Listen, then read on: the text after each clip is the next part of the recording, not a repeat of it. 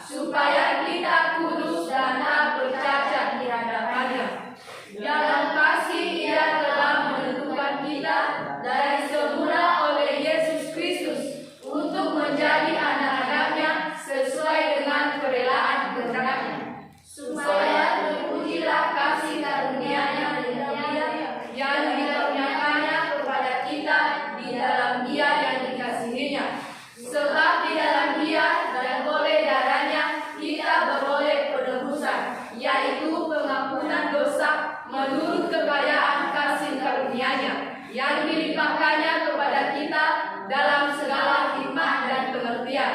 Sebab Ia telah menyatakan rahasia kehendak-Nya kepada kita sesuai dengan rencana kerelaan-Nya, yaitu rencana kerelaan yang dari semula telah ditetapkannya dalam Kristus sebagai persiapan kegenapan waktu untuk mempersatukan dalam Kristus sebagai kepala segala sesuatu, baik yang di surga maupun yang di bumi. Aku katakan di dalam Kristus, karena di dalam Dialah kami mendapat bagian yang dijanjikan. Kami yang dari semula ditentukan untuk menerima bagian itu sesuai dengan maksud Allah yang dalam segala sesuatu bekerja menurut keputusan kehendak-Nya, supaya kami yang sebelumnya telah menaruh harapan pada Kristus boleh menjadi puji-pujian bagi kemuliaan-Nya. Di dalam Dia kamu juga, karena kamu telah mendengar kebenaran, yaitu Injil keselamatanmu.